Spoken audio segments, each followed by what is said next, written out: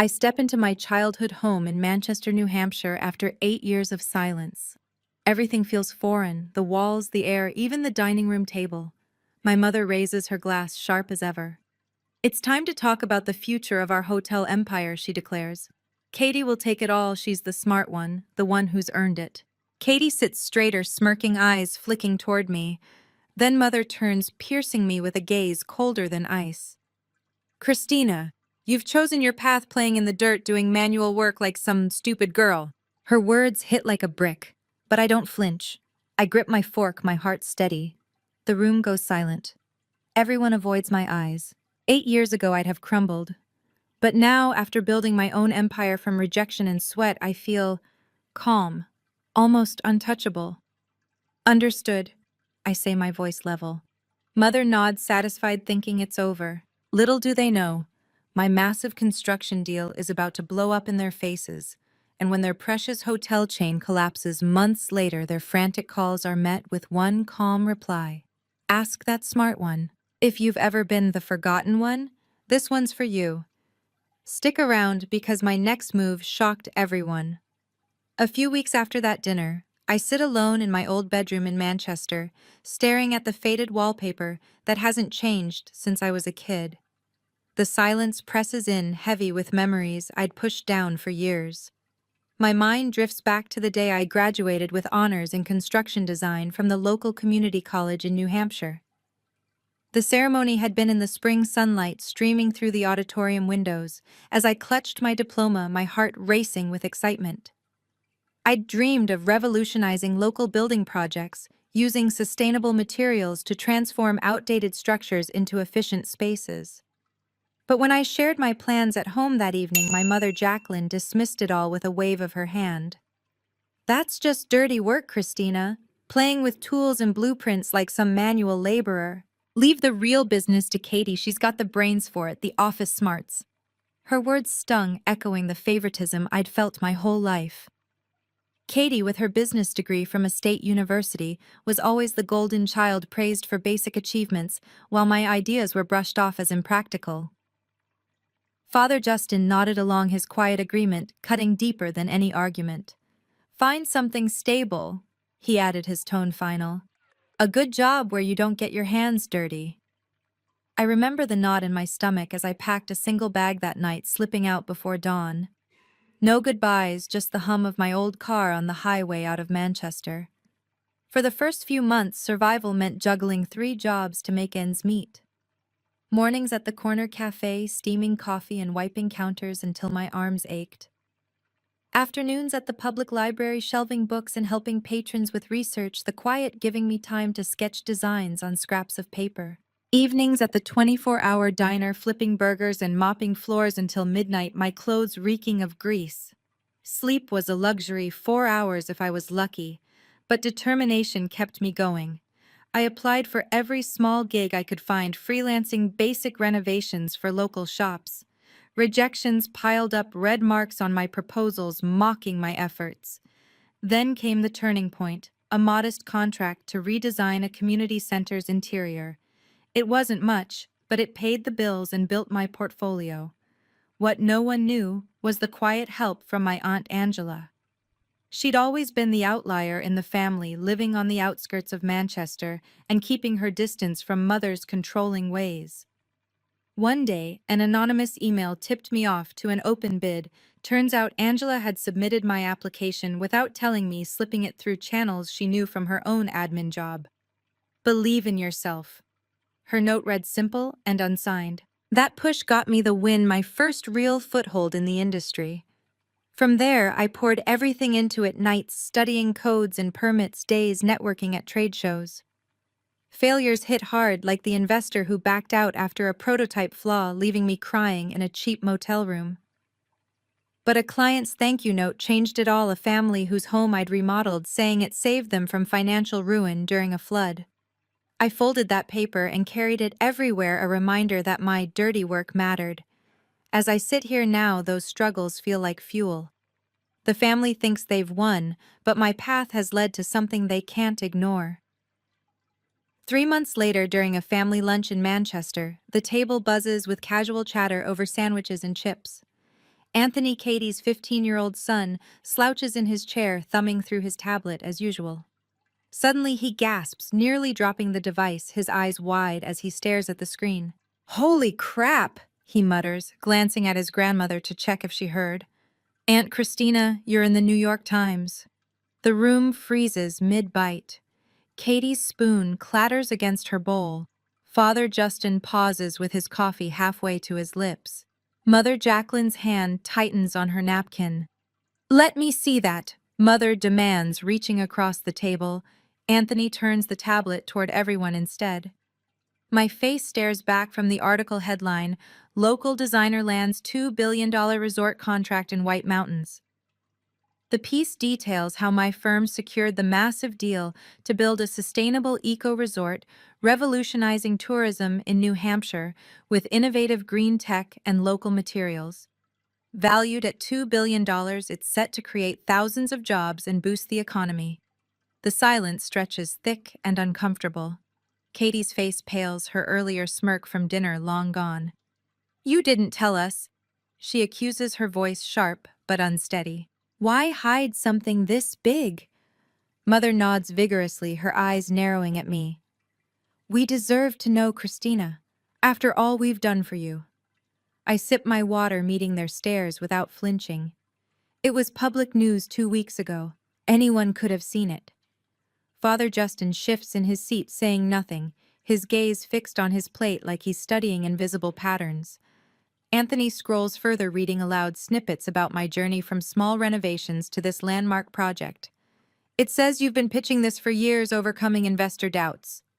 The accusations fly, then Mother claiming I owed them transparency, Katie insisting it must be exaggerated hype. "These deals fall through all the time," she says, her tone defensive. "Probably just smoke." But underneath, I sense the shift from dismissing my manual labor to resenting my success. Uncle William, who's joined for lunch, clears his throat awkwardly, his eyes lighting up with unspoken opportunism. As the tension builds, Mother pushes back her chair.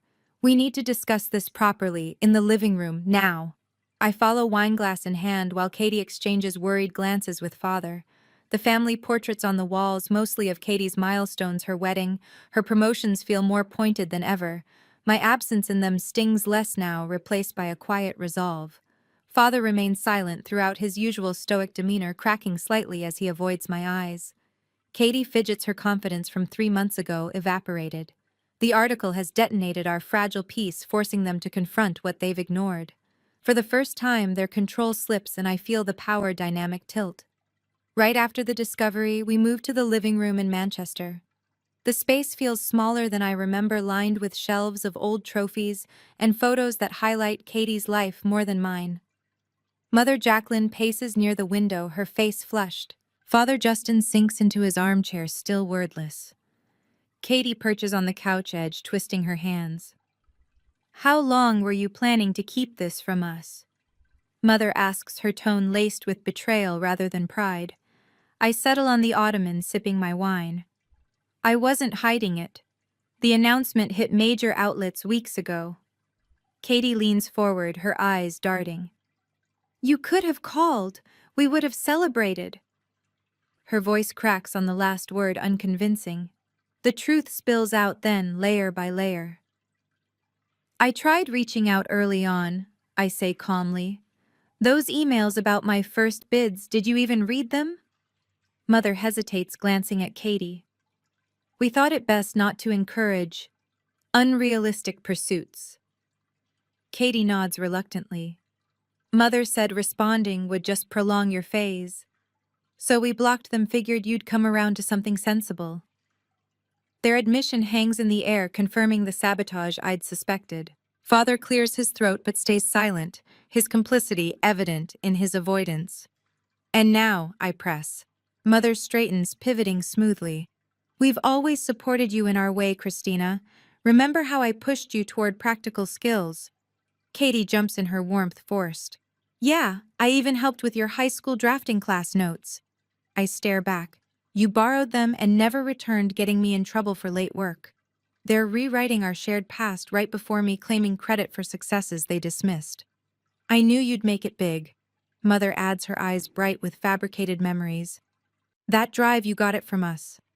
The hypocrisy burns, but I hold steady, that wounded part of me tempted to accept the lie for a scrap of belonging. My phone buzzes, breaking the moment. It's an email from Ms. Shannon, my old design teacher from the community college. Saw the news, proud of the student who sketched blueprints during lunch breaks. You proved them all wrong. Her genuine words ground me, a stark contrast to the family's revisionism. As if on cue, the calls start trickling in. Uncle William rings first, his voice overly cheerful. Heard about your windfall, kiddo. Could use a loan for my son's tuition. Family helps family, right? Cousin Shannon texts next. Congrats, my startup needs seed money. You're loaded now. The opportunism reeks, their sudden interest tied to my wallet, not me. The room pulses with unspoken greed. Mother watches me closely, perhaps sensing my detachment. Katie fidgets more, her earlier accusations forgotten in the face of potential gain. For years they've minimized my efforts. Now they circle like vultures. But as I pocket my phone, clarity settles. I don't need their tainted approval anymore. A few months later, the phone rings non-stop from Manchester. I glance at the screen in my quiet apartment, seeing Mother's number flash again. The calls started sporadically at first, but now they're relentless voicemails piling up with urgent tones. Katie's hotel chain, the one she inherited with such fanfare, is sinking fast under mounting debts. High operating costs have eaten away at profits, compounded by a dip in New Hampshire tourism, fewer visitors hitting the trails and lodges due to economic slowdowns. Bills for maintenance staff, salaries, and suppliers stack up, unpaid creditors circling like sharks. The local news even ran a piece on struggling hospitality spots in the region, hinting at closures without bailouts. The first plea comes from Mother. Christina, we need your help, her message begs, voice trembling. The hotel's in trouble, loans are due, and Katie can't manage alone. Katie chimes in on the next call, her arrogance replaced by desperation. Please, sis, your big contract could save us. Just a small investment. Father Justin leaves a rare voicemail mumbling about family sticking together. I listen to each one, my resolve hardening. When I finally answer Mother's insistent ring, I keep it brief. I'm sorry, but ask that smart person you chose. The line goes silent for a beat, then erupts. How can you be so cold? Mother shouts. After everything. Katie grabs the phone. You owe us this. Success wouldn't have happened without our guidance. The accusations explode from there, voices overlapping in chaos. You always played the victim, Katie snaps. But Dad forbade us from helping you back then. He said it'd spoil you, make you dependent. Father's voice cuts in faintly. It was to toughen you up. The revelation stuns me momentarily, his direct order to block any support, ensuring I'd fail and return begging. Uncle William joins a group call later, his opportunism from before turning to pressure. Come on, kid, wire some funds. It's family. Cousin Shannon texts amid the frenzy. Help them out or it'll tear us apart. But their pleas ring hollow, laced with blame shifting. If you'd listened, Mother hisses, you'd be running the hotel with Katie, not off building resorts. I end the call mid-rant, blocking the numbers one by one. The bickering echoes in my mind, their united front cracking as they turn on each other, Katie yelling at Father for his old edict, Mother defending it weakly. For years they've orchestrated my isolation. Now their empire crumbles without my rescue. The weight lifts as I set the phone down, free from their grasp. At the old hotel office in Manchester, the air smells of stale coffee and desperation. Mother Jacqueline leans over a cluttered desk, papers scattered with red-inked warnings from banks. Katie stands nearby, arms crossed, her usual poise frayed. Father Justin hovers in the doorway, his presence more shadow than support. They've called me here under the guise of a family meeting, but the agenda is clear. We've been thinking. Mother starts, her voice unnaturally bright as she slides a folder toward me. Inside are mock-ups of rebranded brochures, Katie and Christina Hospitality Group, my name tacked on in bold letters. The hotel needs your touch. Your reputation from that resort deal could attract investors. Katie nods eagerly. Exactly. A partnership, you handle the design upgrades, we share the profits. Your contract connections could secure low-interest loans too. The proposal lands like a bad joke. After months of their pleas falling on deaf ears, they're pivoting to inclusion as if my success is now a family asset. Imagine the synergy. Mother presses her eyes, calculating. Your expertise in sustainable builds could modernize our properties, turn this around. Father mutters agreement for the first time. It's practical. I trace the raised text on the brochure, feeling the irony. They've found a use for me at last, not as an equal, but as a lifeline for their failing empire. I appreciate the offer, I say, closing the folder with a soft snap. Mother's shoulders relax. Good, we'll schedule the press release for... I didn't say yes. My words cut through her assumption. Katie blinks, disoriented. But why not? This is your chance to contribute. I stand, smoothing my jacket. Contribute to what? A legacy that excluded me. The room tenses. Father shifts uncomfortably. Instead, I pull out my tablet, turning the screen to them. The site displays New Hampshire Women's Labor Fund, a $10 million endowment for women in hands-on trades grants for tools training and startups. This is where my resources go, supporting those dismissed like I was. Katie's mouth opens, closes. 10 million to strangers, Mother sputters. But the hotel, it's family. I scroll to the board section. Aunt Angela, I'd like you on the directors. Angela, who's been quiet in the corner, straightens. She's driven in from the outskirts, her face set in quiet defiance. I'd be honored, Christina. Turning to Mother, she adds firmly. It's time I had input too, Jacqueline. You've controlled enough. Mother's face reddens. Angela, you can't seriously... But Angela cuts her off. I can. You've sidelined us both for years. The exchange crackles, years of sibling tension surfacing. Katie looks between them, her plan unraveling. Father watches without intervening, his silence deafening. As I leave, the weight of their expectations falls away. The fund will build futures they never imagined, mine included. 6 months later, from my new office, the emails and calls surge again. The pleas have escalated, Mother's messages pleading for just a conversation. Katie's voicemails laced with sobs about impending foreclosures. Even Father Justin dials in, his rare attempts, mumbling about reconciliation. The hotel's woes have deepened, lawsuits from vendors adding to the chaos, local papers reporting on the chain's potential shutdown. One email from Mother reads, Christina, please reconsider. The fund is noble, but blood is thicker. Wire the money, will pay back with interest. Katie follows with a text chain. Sis, creditors are at the door. I'm losing everything, home business, all of it. Your 10 million could fix this overnight. Their desperation clings like smoke, detailing late-night panic and skipped meals, but I've built walls since blocking them before. I delete each one without reply, then set up filters to trash future contacts from their domains. The finality clicks as I hit save. No more intrusions from Manchester, no guilt trips slipping through. Jonathan, my ex from before I left town, slides into my DMs next with a casual, hey, saw your success in the headlines, always knew you had it in you. Drinks to celebrate old times. His opportunism mirrors the family's, chasing my status now that it's shiny and profitable.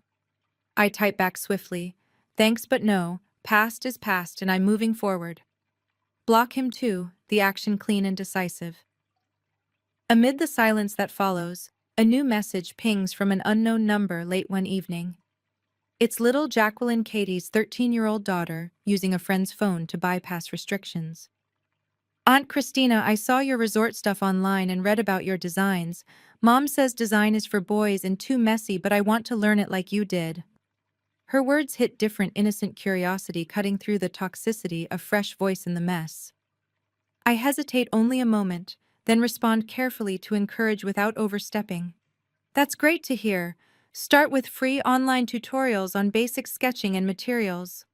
She replies instantly with excitement. Thanks, Mom doesn't know I'm asking, she'd freak. She thinks it's dumb and a waste. The secrecy underscores the family's grip, but her spark reminds me of my younger self sneaking drawings under covers. Our exchanges stay brief and sporadic, her questions about tools and software lighting up my inbox amid work deadlines. "How do you handle rejections from clients?" she asks once, attaching a crude sketch. "By proving them wrong with better work." I reply, suggesting improvements.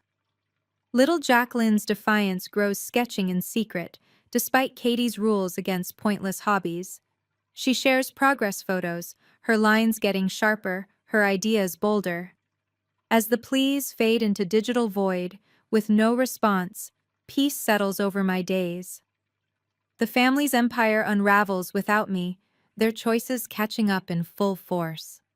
I've chosen freedom over obligation, building a life untethered from their shadows.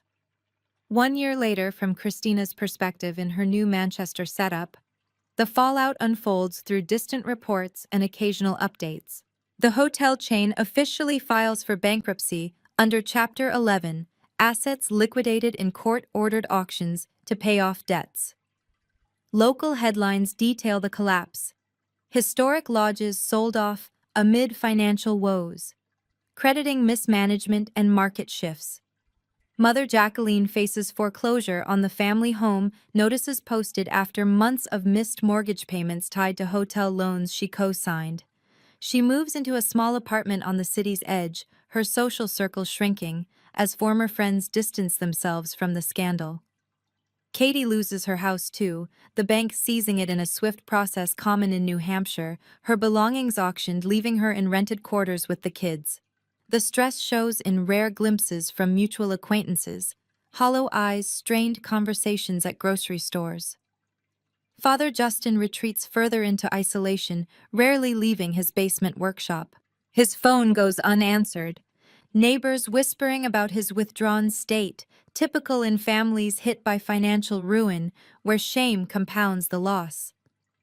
Relatives like Uncle William and Cousin Shannon pull away their earlier enthusiasm for family ties, vanishing once no benefits flow. Holiday gatherings skip invitations, the clan fracturing under the weight of blame. Meanwhile, my independence thrives. The resort project wraps successfully, earning awards for eco-innovation and spawning new contracts across the Northeast. The Women's Labor Fund disperses its first grants, empowering dozens of tradeswomen with scholarships and equipment, stories of their breakthroughs filling my feeds. Little Jacqueline's secret sketches evolve into a portfolio, her confidence blooming despite the chaos at home.